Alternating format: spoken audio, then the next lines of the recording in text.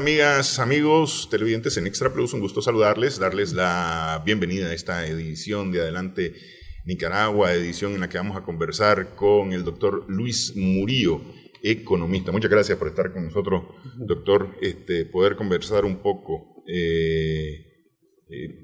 Como economista, comienzo preguntándole acerca de la situación del país. ¿Cómo mira en este momento usted la situación del país, de acuerdo a los últimos datos conocidos? Bueno, el panorama no es tan alentador, ¿verdad? Más o menos 3 proyecciones que se están manejando bastante con preocupación. Uno es la tasa de crecimiento que, dicho sea de paso, pensamos de que va a ser negativa. Sí. Es decir, si las condiciones siguen igual hasta el final del año, posiblemente cerremos con 1.5 o 1.8% de crecimiento económico. Sí. La segunda preocupación son los altos niveles de desempleo, ¿verdad? Que pueden llegar por encima de 120,000 desempleados. Y una tercera preocupación es la inflación, que puede tener un orden de 10 o más por ciento.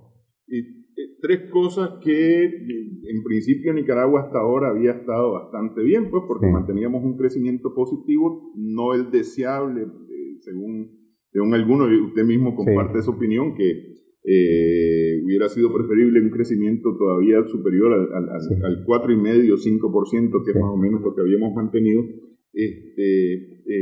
empleo que más o menos estaba, digamos, dentro de parámetros controlables, no vamos a decir que estaba en su mejor momento, pero sí parámetros controlables, e inflación que nos habíamos mantenido en un dígito con inflación. Así es. Andaba cerca del 6% de inflación. Sí, proyectada 6.5% y llegamos a tener inflaciones de entre 2.5 y 3%. Era buenísimo. Muy razonable. Conversábamos con el doctor Néstor Avendaño y él mencionaba el tema del decrecimiento, es decir, de un crecimiento negativo en el Producto Interno Bruto para este año, en el pronóstico más desfavorable para el país, porque todavía en favorable, por supuesto, ya ni nos acercamos al 4,5% que se había previsto para este año, ¿no? Pero viendo el más desfavorable, llegaba casi al 1% de crecimiento para este año. Y FUNIDE fue mucho más allá, porque plantea un 4.5% de crecimiento. ¿Y qué tan es llegar a ese negativo del 4,5%? Es decir, es prácticamente darle la vuelta total y absolutamente. Sí, yo en lo particular espero que no lleguemos a ese nivel, ¿verdad? Porque sí hay que reconocer de que tuvimos más o menos unos 6 u 8 años con niveles de crecimiento positivos, ¿verdad? Las condiciones económicas fueron relativamente favorables. El gobierno en ese momento se preocupó por provisionar algunos elementos como inversión y creo que no vamos a decrecer más allá del 1.5-1.8%. Eso espero. ¿Y qué influye para lograr eso? Es decir, para no caer ni tan bajo o para llegar solamente hasta ese punto, pues porque me parece que ya la proyección definitivamente va muy cercana al cero. Ya sea en un valor positivo muy bajo o un valor negativo. Sí, bueno, según el Banco Central, la tasa de crecimiento va a ser positiva en un 1%, ¿verdad? Yo en lo particular creo de que vamos a tener elementos negativos, ¿verdad? Entre 1.5 y 1.8%. Yo creo que lo que se debe hacer es ponerse de acuerdo y prácticamente pensar en el país, porque la mayor parte de la población, ¿verdad?, que es más del 80%, estaba en niveles de pobreza extrema y en nivel de informalidad, y prácticamente somos los que estamos sufriendo los rigores de esta crisis económica, y más que económica es política. Sí, porque desafortunadamente la crisis política se ha trasladado al sector económico o está dejando efectos económicos negativos.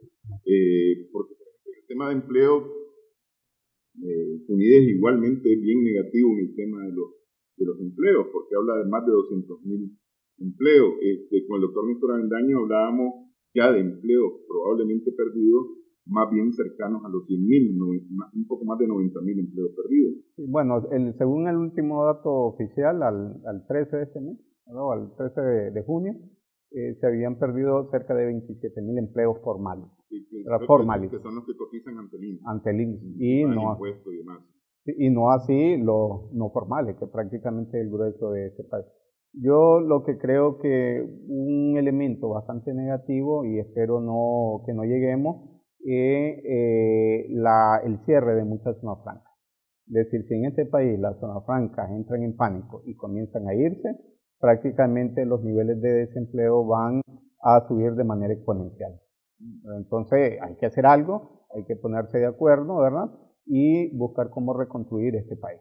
La mayor parte de la población económicamente activa, empleada, es, ¿cómo se llama?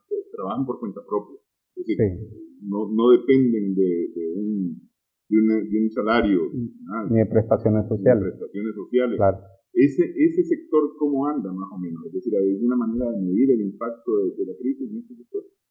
A ver, lo que se ha estilado es de que 8 de cada 10 personas, ¿verdad?, estaban en el sector informal. Y la población económicamente activa es más o menos el 30-35% de toda la población total. Estamos hablando de 2.500.000, 2.800.000 personas. Yo creo que el impacto ya lo estamos, digamos, teniendo y hemos perdido empleos directos y empleos indirectos. Por ejemplo, dos de los sectores más golpeados en este país son el sector turismo, que desde mi punto de vista ha sido afectado en más del 80%, es decir, a lo sumo están en un nivel de esfuerzo de entre 20 a 25%, siendo optimista, y el sector comercio que prácticamente ha venido, digamos, decayendo. Entonces, si nosotros tomamos en cuenta de que la población informal estaba, digamos, en algunos sectores, lo están golpeando, ¿verdad? Lo que sí prácticamente estamos viendo, y es una de las preocupaciones, es la pérdida de poder adquisitivo. Yo en lo particular tengo, digamos, una preocupación bastante latente y es referido al régimen cambiario o al tipo de cambio. Es decir, para que una economía esté relativamente fuerte en materia de régimen cambiario o de tipo de cambio específicamente, tiene que tener tres elementos fundamentales. Uno, una matriz productiva diversificada, es decir, de que no dependamos de pocos productos, ¿verdad? Dos, de que tu fuerza laboral sea altamente productiva, ¿verdad? Y tres, de que tenga respaldo en reservas internacionales. Y en relación a esos tres indicadores, a mí me da mucha preocupación, ¿verdad? Por lo menos en dos de ellos, en las reservas internacionales, en donde ya se han echado mano de 350 millones de dólares, que específicamente van sobre todo en lo que se denomina la mesa cambiaria, para darle respaldo, ¿verdad? Como entré en pánico la población, comienza a demandar mayor cantidad de dólares o de divisas. Entonces, en ese momento, el Banco Central hizo uso de tres elementos que, dicho sea de paso, no son tan efectivos. Es decir, agarrar 300 millones de dólares de las reservas internacionales para fortalecer y enfrentar el aumento de la demanda. Hecho mano de que nunca lo había hecho, de 50 millones de dólares de un crédito con el Fondo Monetario Internacional. Y una tercera medida fue bajar el encaje legal, ¿verdad?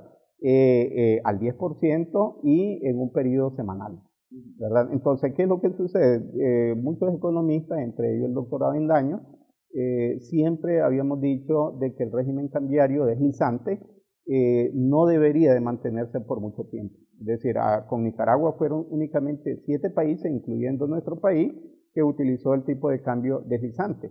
Y normalmente Fisher, que es uno de los grandes macroeconomistas, planteaba de que eso era una medida coyuntural que no debería de mantenerse más allá de un quinquenio. Ante lo cual, nosotros en el año 98 debimos de haber pensado en buscar cómo fortalecer el tipo de cambio y no depender, digamos, de tres motores que prácticamente estaban soportando esta economía, ¿verdad? Uno es la parte de la cooperación internacional, que entraban a este país en más o menos unos 500 millones de dólares. El otro flujo comercial era las remesas familiares, que dicho sea de paso, en el año 2013, ¿verdad?, nosotros teníamos un poquito más de 1.000 millones de dólares. En el año 2017 tenemos 1.390.8 millones de dólares. Y el otro, digamos, elemento que hay que reforzar del régimen cambiario son esa divisa en forma de remesa, no tanto en remesa, sino que de reservas internacionales. Entonces, si nosotros tenemos una debilidad, ¿verdad?, de cooperación, tenemos una debilidad de remesa, ¿verdad?, de remesa, de cooperación y de reserva, creo que hay que pensar un poquito más en buscar otros elementos, buscar cómo mejorar la productividad de este país. Sí. Y en este momento está difícil.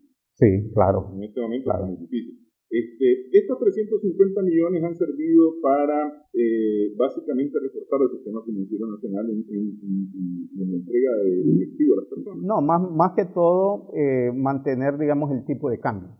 Y también, digamos, fortalecer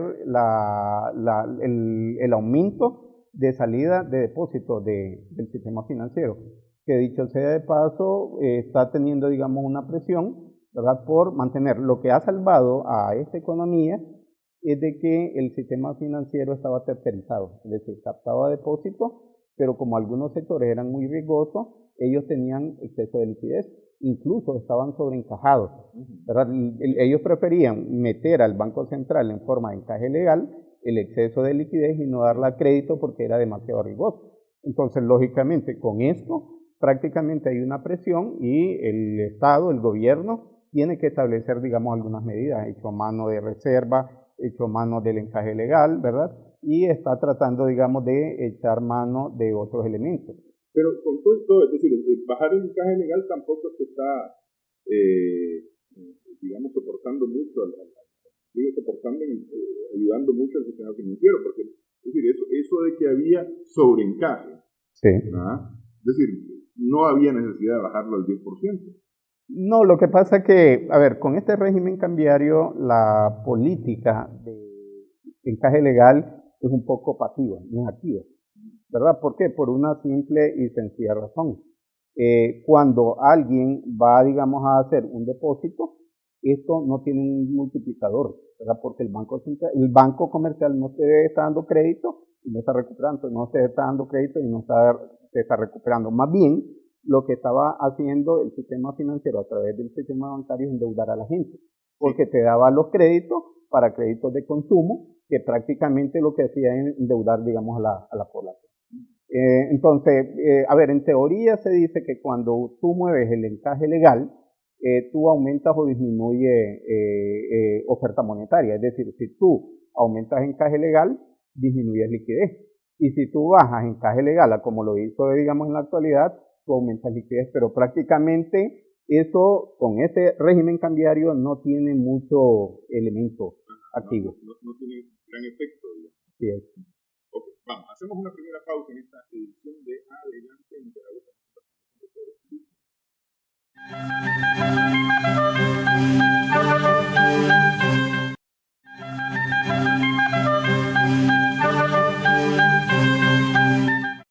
Seguimos en Adelante Nicaragua en Extra Plus. Estamos conversando con el doctor Luis Murillo.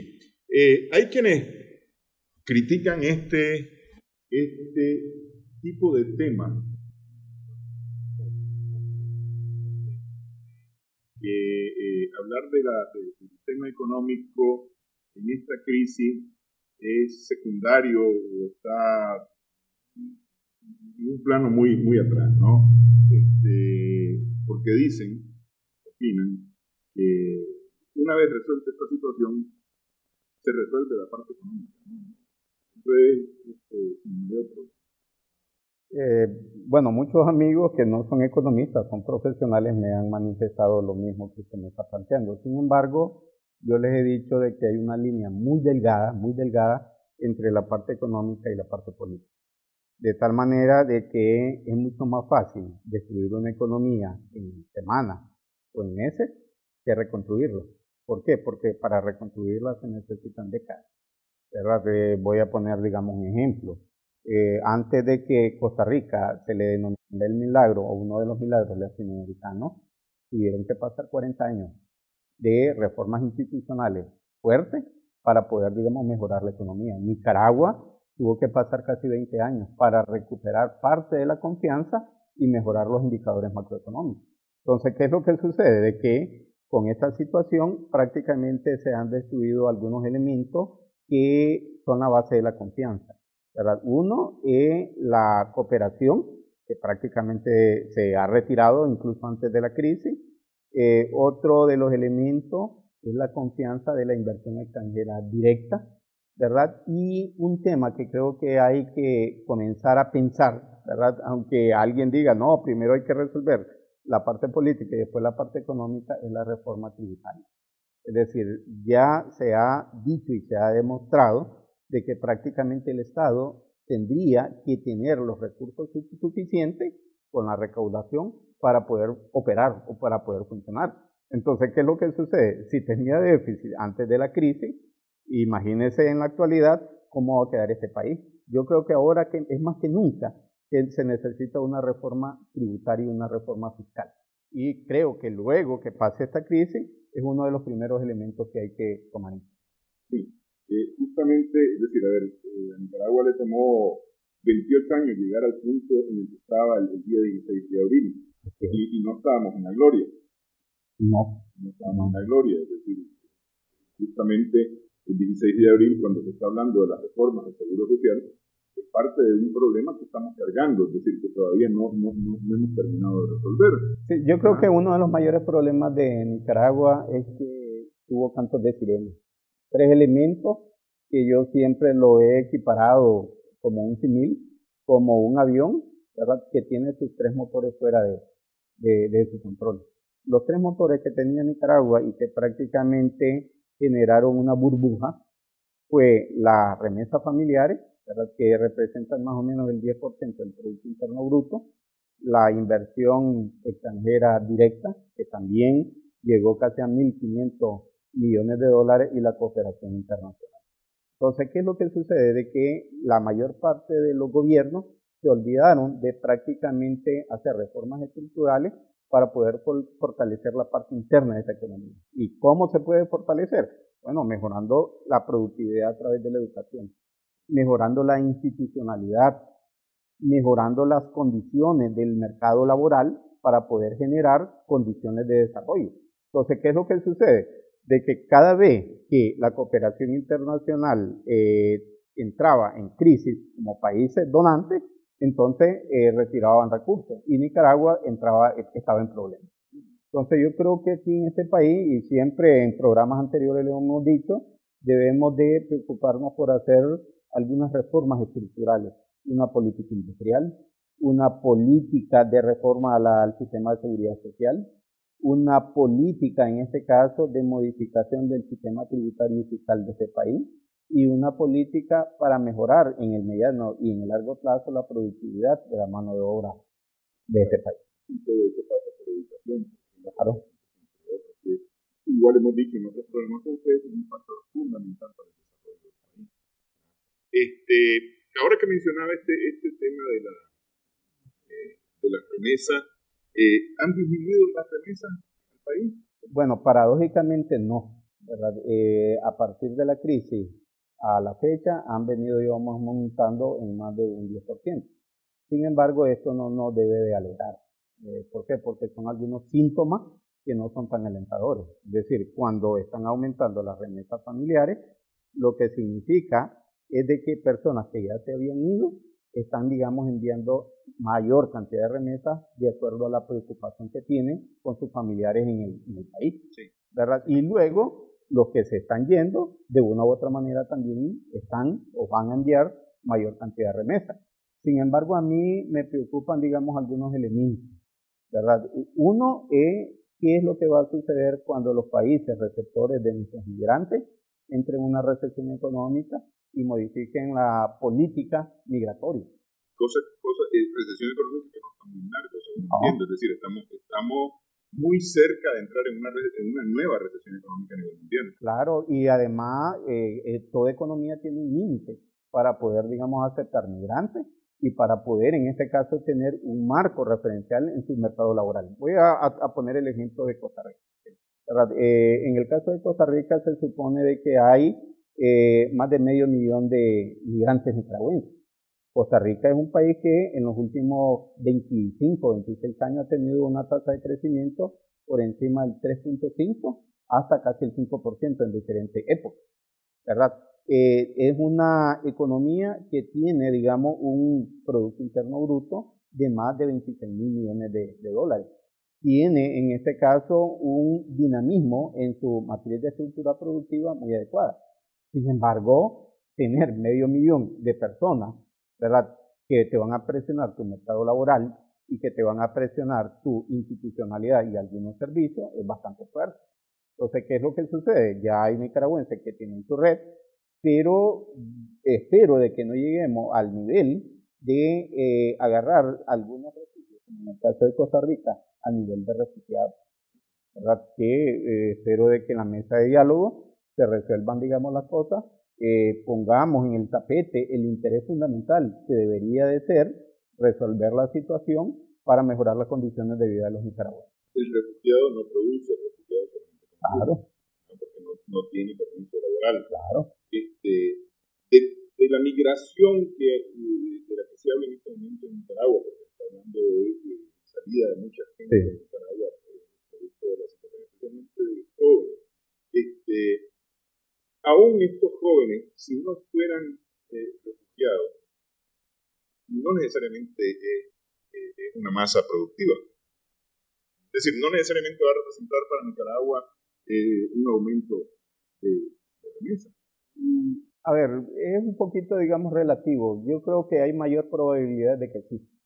¿Verdad? ¿Por qué? Porque la persona que migra es aquella persona que tiene, digamos, una fortaleza en su vida activa desde el punto de vista económico. Es decir, es la persona que está quizá entre los 20 y los 40 años. Pero bueno, ese ha sido, digamos, hasta ahora la forma en que ha salido la gente.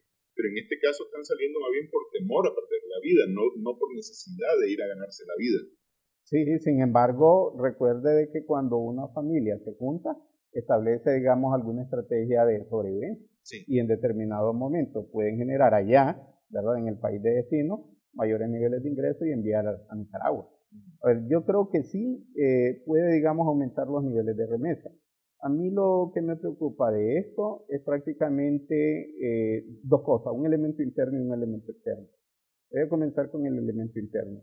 A ver, normalmente cuando una población migra, hay una desintegración familiar. Sí. Es decir, no todos migran a la vez, ¿verdad? Entonces, ¿qué es lo que sucede? De que la familia queda fraccionada y hay mayores impactos económicos y psicológicos que prácticamente si la familia estuviera unida.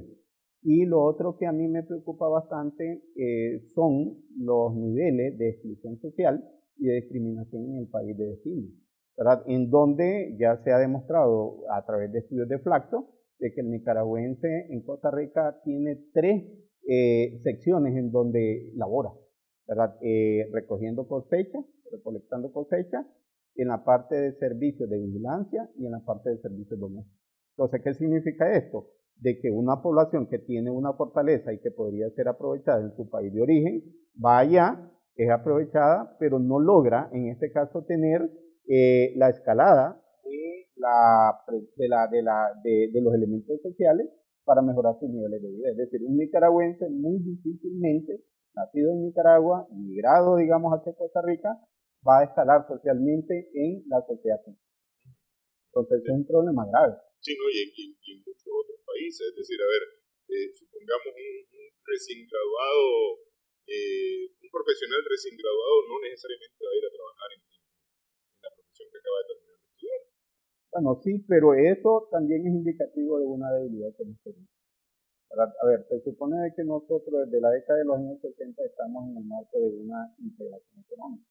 En ese momento se llamaba Mercado Común Centroamericano y se llama Sistema de Integración Centroamericano. Sí. Entonces, uno de los elementos que se ha mantenido dentro de la teoría de la integración económica es el mercado común, que es la movilidad de los factores de producción, entre ellos la fuerza de trabajo.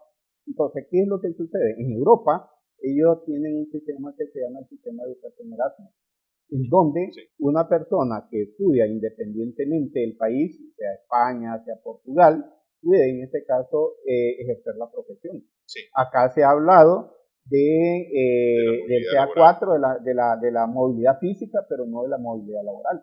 Es decir, una persona, un economista que estudió, digamos, en Nicaragua, no puede, digamos, ir a Costa Rica o Guatemala, El Salvador, a realizar acciones de carácter profesional. ¿Por qué? Porque los sistemas de integración no se han preocupado por homologar, ¿verdad?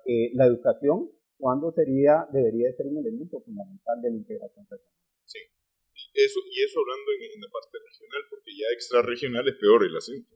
Claro. Por ejemplo, en Estados Unidos no valen los títulos nicaragüenses. Hay que hacer exámenes de suficiencia y no sé qué otras cosas más para poder lograr obtener un permiso o un título para la profesión que uno ha estudiado. Para terminar esta parte, y quiero volver al principio, a lo que la gente dice que no es importante hablar de los temas económicos, no es importante preocuparse por estos temas económicos. Una preocupación que yo tengo, porque muchos dicen, esto no importa porque la comunidad internacional nos va a ayudar a recuperarnos. Eso ocurrió en 1990. La cooperación internacional era abundante, digamos, en aquel momento. Sí.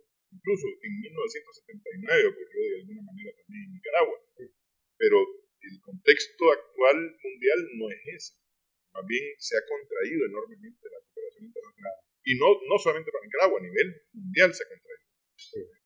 Y son pocos los programas que están funcionando. Sí. A ver, yo creo que la cooperación internacional tiene, digamos, una lógica, ¿verdad? De crear capacidades y crear institucionalidad. Es decir, recursos que provienen de los impuestos de una sociedad, ¿verdad? Que le está dando a otra sociedad que tiene menores niveles de ingresos y problemas serios para que se recupere. Ante lo cual, yo creo que la cooperación internacional lo que ha tratado es de crear o tratar de crear capacidades. Entonces, la cooperación internacional normalmente no es para siempre. Y esto ha sido permeado incluso en organismos financieros internacionales. ¿Verdad? A ver, voy a poner, digamos, un ejemplo para que nos entendamos.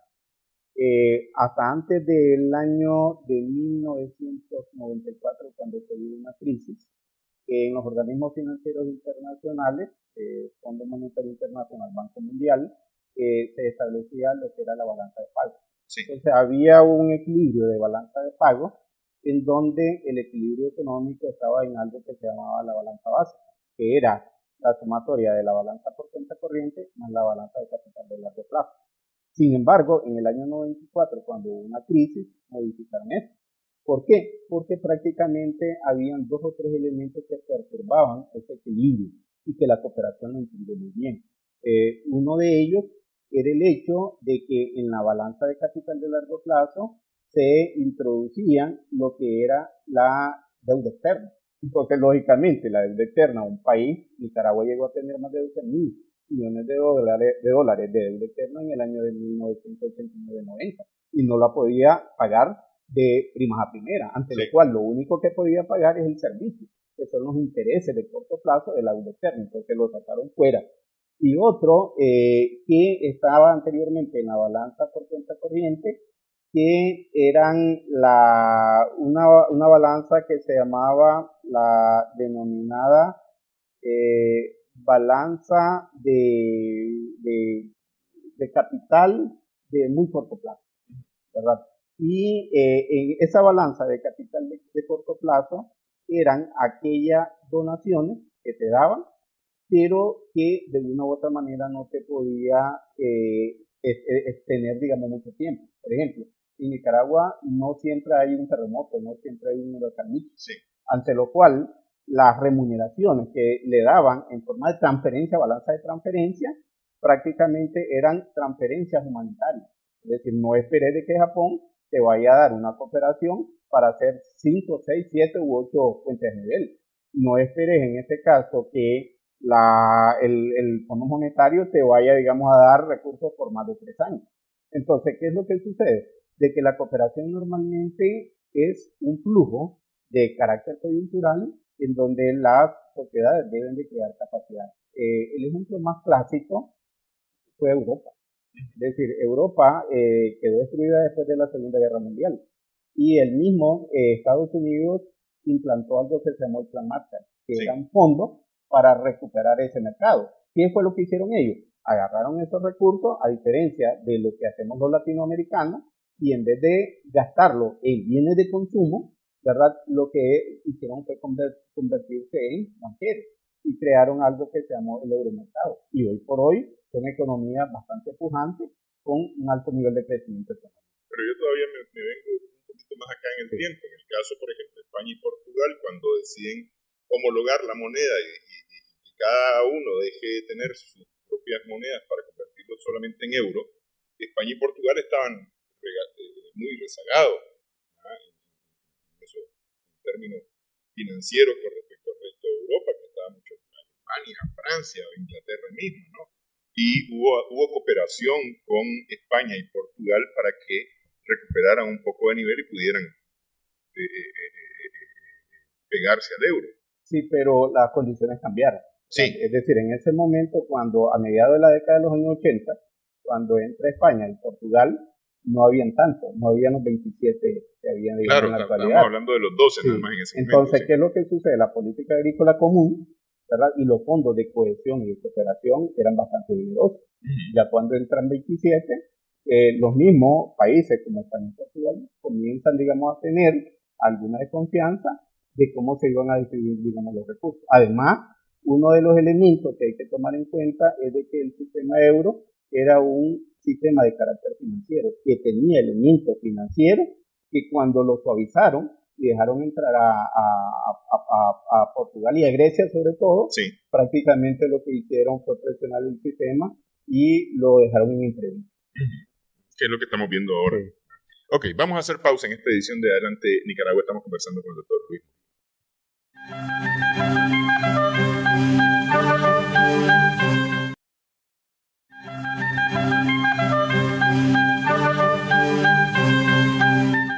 Estamos en Adelante Nicaragua, conversamos con el doctor Luis Murillo, economista, y volvemos al tema de la crisis en Nicaragua.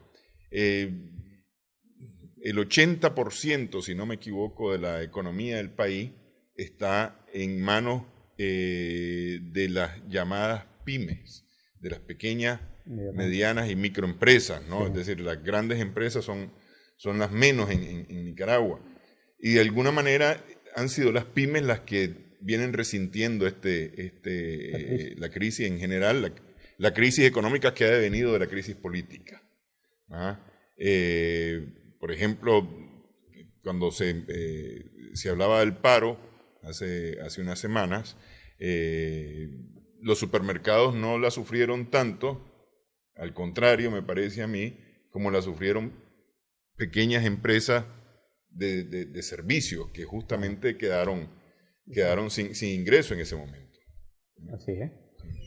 A ver, lógicamente aquí se demostró de que la economía nicaragüense es altamente vulnerable.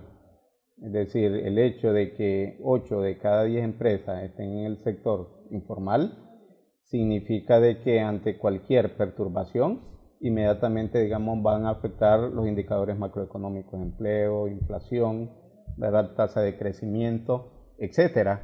Y es una lástima porque yo creo que la mayor parte de los gobiernos acá ha errado su política económica. Es decir, se han puesto de acuerdo sobre todo con el gran capital, le han puesto en bandeja de plata, ¿verdad?, recursos en forma de subsidios, de subvenciones, de exoneraciones, y se han olvidado casi por completo del 80% de la población, ¿verdad?, que está trabajando en la informalidad, pero que genera más del 75% del Producto Interno Bruto en este país. Y a veces, digamos, la lógica es relativamente sencilla. Es decir, es mucho más fácil ponerse de acuerdo con el 20% que está cohesionado, que ya tiene, digamos, una organización establecida en el marco del COSEP o de AmCham, que establecer políticas de carácter pública con el sector de las micros, medianas y pequeñas empresas. Yo recuerdo que en este país se comenzó a hablar de micro, medianas y pequeñas empresas, se comenzó a hablar incluso de microempresas a partir del año 89-90, ¿verdad?, cuando se dio un primer programa de compactación. Entonces se dijo de que esas personas que habían estado trabajando, digamos, en el Estado, en el sector público, se les daba una indemnización y ellos podían ir a realizar o a crear su propio negocio. Se repitió con el gobierno de doña Violeta en el año 91. Con la reconversión. Sí, con el plan de reconversión laboral, y se ha venido, digamos, creando un esfuerzo mínimo a través de algunas instituciones como el PAMIC, como el INPIME, que prácticamente no han logrado establecer verdaderas políticas públicas para poder, en este caso, incluir a todo este sector para poder, digamos, mejorar sus condiciones económicas. Por ejemplo, mucho se ha dicho de que es bondadoso pasar del sector informal al formal, y para eso tú tienes que tener un buen sistema de tramitología, ¿verdad?, de elementos tributarios.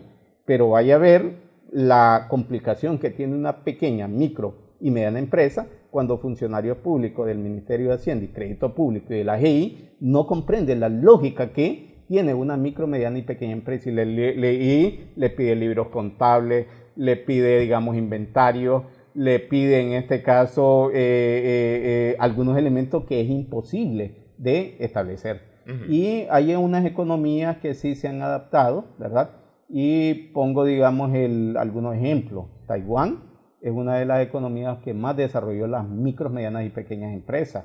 Costa Rica también se basó en micro, medianas y pequeñas empresas, y una economía que siempre lo ha trabajado y ha logrado, digamos, trascender, como es Italia, porque ellos fueron los que plantearon los llamados distritos industriales, que en Estados Unidos le denominaron los clústeres, uh-huh, que acá en Nicaragua también se mencionaron mucho. Uh-huh. Entonces yo creo que si hay una preocupación por la mayor parte de gente que está generando riqueza en este país, debería de establecerse una política seria para poder, en este caso, hacerlo productivo y que el Estado recaude lo que tiene que recaudar. Pero eso no ha ocurrido hasta ahora. No. Y en medio de la crisis está difícil de que se llegue a un acuerdo sobre este punto, pues. ¿Ah? Y este sigue siendo, o es en este momento, el sector más golpeado. Es decir, cuando hablamos, por ejemplo, en la industria turística, del golpe en la industria turística, estamos hablando de las empresas que le brindan servicio a otras empresas dentro del sector turístico. Sí. Sin embargo, yo tengo, digamos, una posición. A ver, yo creo que este sector, que es el que soporta la mayor cantidad de creación de riqueza, va a forzar al resto de sectores a repensar sus estrategias económicas. Voy a poner, digamos, un ejemplo. A ver, la mayor parte de microfinancieras y algunos bancos, porque tienen, digamos, programas dirigidos a la micro, mediana y pequeña empresa, con toda esta situación va a tener que pensar en hacer una reestructuración de su recuperación de cartera e incluso en establecer un periodo de gracia. ¿Verdad? ¿Por qué? Porque el viejo Keynes lo que decía, tenía, digamos, un dicho muy importante que desde mis tiempos de estudiante a mí me gustó. Él decía, ¿verdad? John Maynard Keynes, él decía, si yo le debo $100 a mi banco, yo estoy en problema. Pero si yo le debo $1.000.000 a mi banco, el que está en problema es mi banco. Entonces, ¿qué es lo que sucede? ¿Qué es lo que va a hacer, por ejemplo, un banco o una microfinanciera, ¿verdad?, en recuperar la garantía que le fueron, digamos, dadas? Un banco, su función es intermediario financiero, su función no es bienes raíces. Entonces se va a quedar con una gran cantidad de propiedades inmovilizando el plata y no va a saber qué hacer. Además, la situación está difícil para todos. Entonces yo creo que algo muy de corto plazo que se puede hacer es ir pensando en buscar cómo establecer una reglamentación para periodos de crisis de las pymes, medianas y pequeñas empresas, y también para el sistema bancario de este país. Bueno, pero eso es ahorita, y pensando en futuras crisis, porque lo cierto es que el país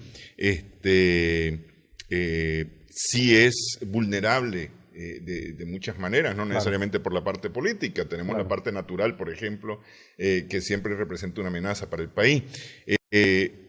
Pero igual eso no va a ocurrir en este momento. Es decir, cuando no hemos logrado ponernos de acuerdo sobre otras cosas, difícilmente nos vamos a poner de acuerdo sobre algo con lo que no habíamos logrado ponernos de acuerdo tampoco antes. Sí, pero casualmente yo creo que ese es el problema que tenemos los nicaragüenses y principalmente los tomadores de decisiones, que muchas veces creemos que la situación nunca se va a dar, ¿verdad? Y hay que comenzar por algo. Yo siempre he dicho, una de las primeras políticas que se deberían de establecer acá es una política industrial. Sí. ¿Por qué? Porque prácticamente, es decir, vamos a seguir diciendo, no, es que la mayor parte de nuestra economía descansa en la agricultura y la agricultura es muy riesgosa. Pero ¿qué es lo que sucede? Y voy a poner, digamos, un ejemplo muy sencillo, Corea, ¿verdad? Corea del Sur. Ellos en determinado momento eran muy vulnerables, eran un país agrícola hasta antes de los años 50 que se dio, digamos, la guerra y la separación. Entonces, ¿cómo ellos lograron solventar eso?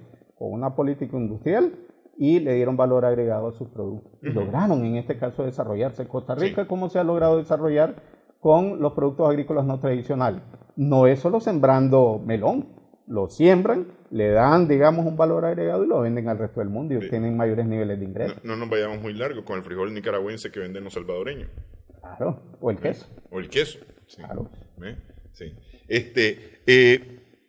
No, pero yo lo que decía más bien, en el sentido en que iba yo, es que más bien lo que veo en este momento es que por lo menos del sector financiero hacia la micro, pequeña y mediana empresa, lo que hay es más restricciones en este momento por cuanto se convierte en más riesgosa. Claro.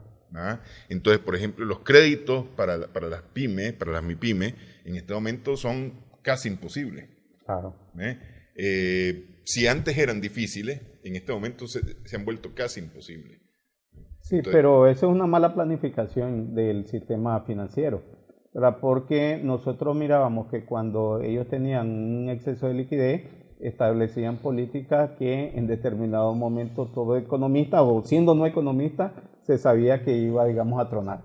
A ver, en determinado momento tenían tanta liquidez que le daban tarjeta de crédito a cualquier persona, tuviera o no tuviera nivel de ingreso. Sí. Entonces, lógicamente, en cualquier momento, cuando las condiciones iban a cambiar, estas personas no iban a poder pagar. Y entonces se iba a generar, digamos, un problema serio. Es decir, acá lo que se necesita es una normativa que prácticamente ponga los pies sobre la tierra y aproveche los recursos adecuados. Sí, y eso lo hemos tocado y lo hemos dicho ya en varios programas, ¿no? Hacemos una pausa nuevamente en esta edición de Adelante Nicaragua, en esta conversación con el doctor Luis Murillo.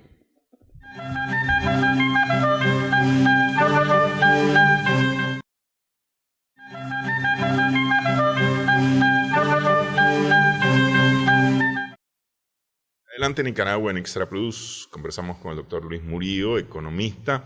Quería volver un tanto al tema de decir, porque decíamos que en esta crisis las remesas no solamente no han bajado, sino que posiblemente tengan hasta un incremento. Claro. Y decíamos que la razón fundamental podía ser la preocupación de las personas en el exterior por quienes están viviendo en el país. Y este tipo de información que damos acerca de lo difícil que puede ponerse la situación económica del país, que ha devenido en una crisis económica a partir de la crisis política. El uso de estas remesas, o la entrada de estas remesas a la familia, básicamente era de alguna manera para infraestructura, más que para manutención, era para infraestructura. Bien. O una buena parte, pues me parece que se dedicaba a infraestructura. Bueno, vamos en este caso primero con las perspectivas generales y después vamos a aterrizar. A ver, en Nicaragua, en el año 2017, que es el dato más fresco, se generaron 1.390 millones de dólares en forma de remesa. Eso representa más o menos un 10% del Producto Interno Bruto. Sí. Es un monto relativamente importante. Sin embargo, dos de los problemas que hay con las remesas familiares, uno, en primer lugar, es que a pesar de que el monto global es importante, un 10% de la PIB, del PIB, a nivel individual es relativamente pequeño. ¿verdad? Se supone de que un migrante de Costa Rica hacia Nicaragua envía en promedio $70 por familia, ¿verdad? Y un migrante... $70 mensuales. Mensuales. Y un migrante de Estados Unidos hacia Nicaragua envía 250.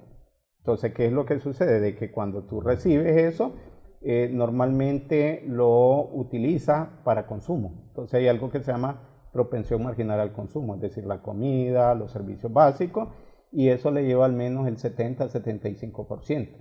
Una parte, ¿verdad?, que van acumulando es para mejora de infraestructura económica, ¿verdad?, principalmente vivienda, ¿verdad?, vivienda.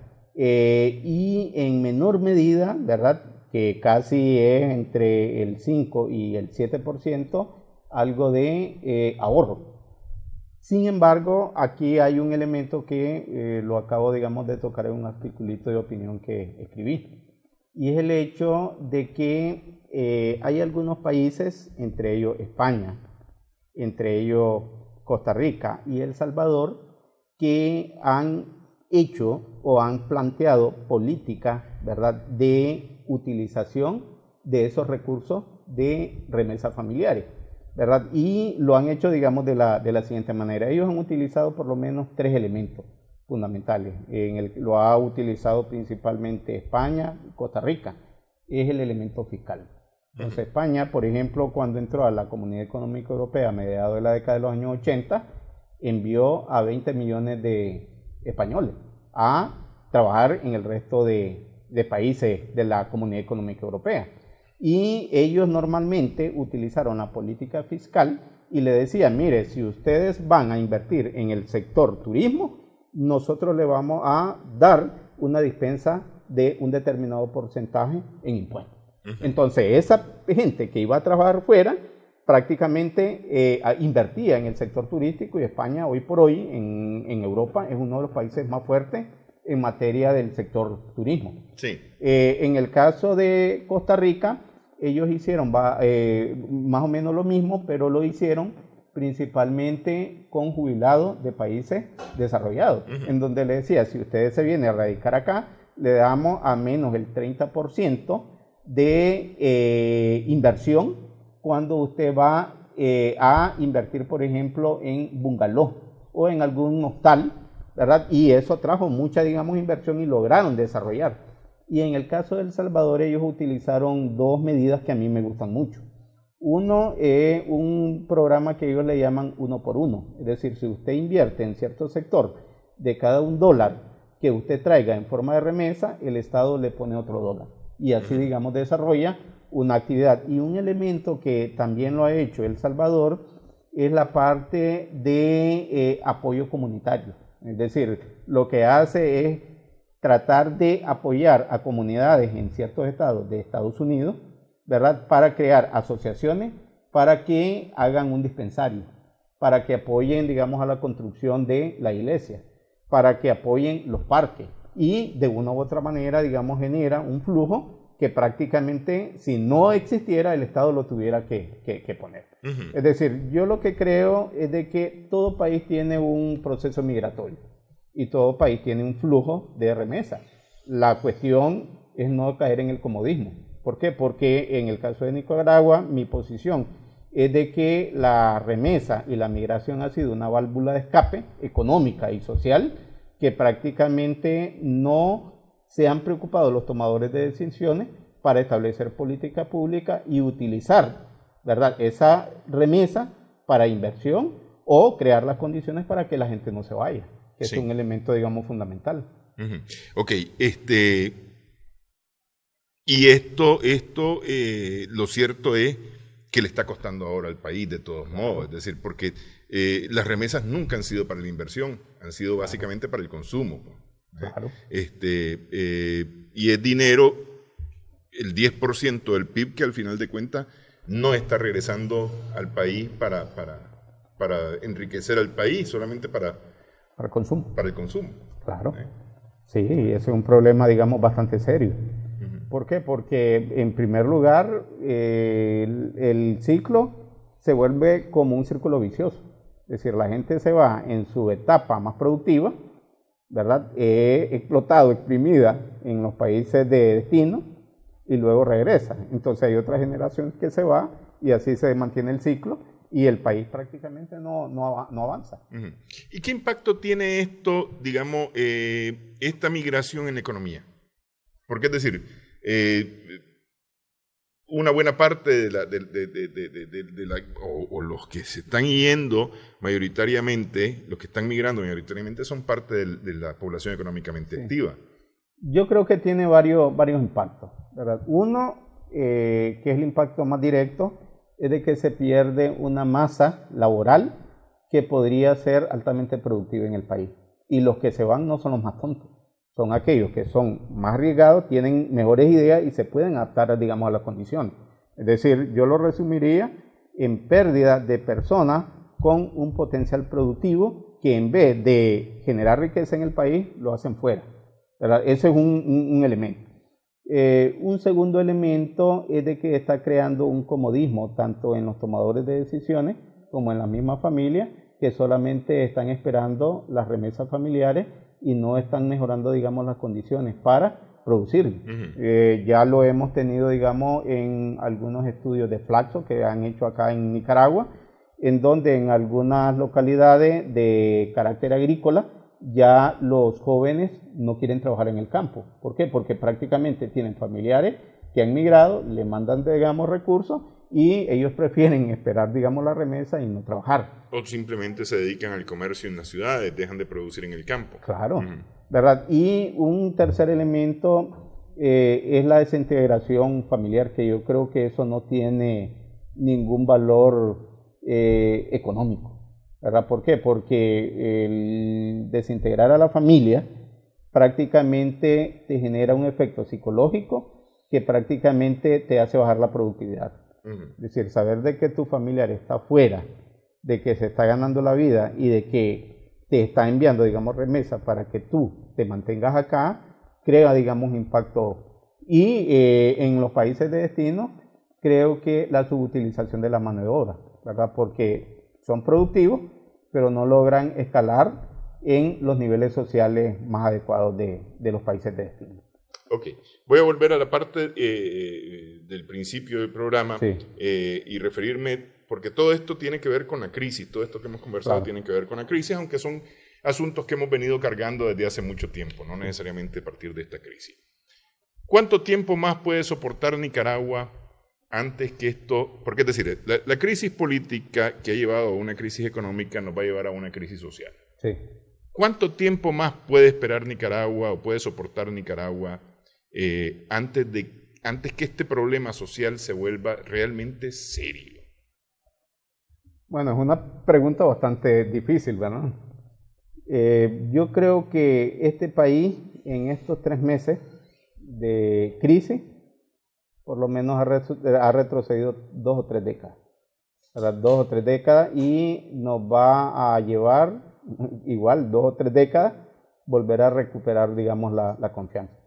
Y en relación, digamos, al otro elemento, yo creo que este país no aguanta más, ¿verdad?, presión, porque la mayor parte de la población está en un nivel que prácticamente se ha venido deteriorando. Hasta antes de la crisis nosotros estábamos en un nivel de pobreza y pobreza extrema que estaba relativamente controlado, pero que ahora se ha disparado. Es decir, la familia, muchos de sus miembros han quedado desempleadas. Muchas familias que estaban en el sector informal prácticamente no venden. Y la situación yo creo que está en manos de los grupos de la mesa de diálogo, ante lo cual el elemento o el llamado que yo haría es de que nos pongamos de acuerdo para tratar de rescatar al país y ver, es decir, es mucho más fácil destruirlo en 3 meses que reconstruirlo. Yo creo que para reconstruirlo por lo menos vamos a necesitar 30 años. Bueno, quiero agradecerle, doctor, que haya estado con nosotros. Siempre un gusto poder conversar con usted. El doctor Luis Murillo, economista. Gracias a nuestras amigas, amigos televidentes también por su sintonía en esta edición de Adelante Nicaragua. Esperamos que el programa haya sido de provecho para usted.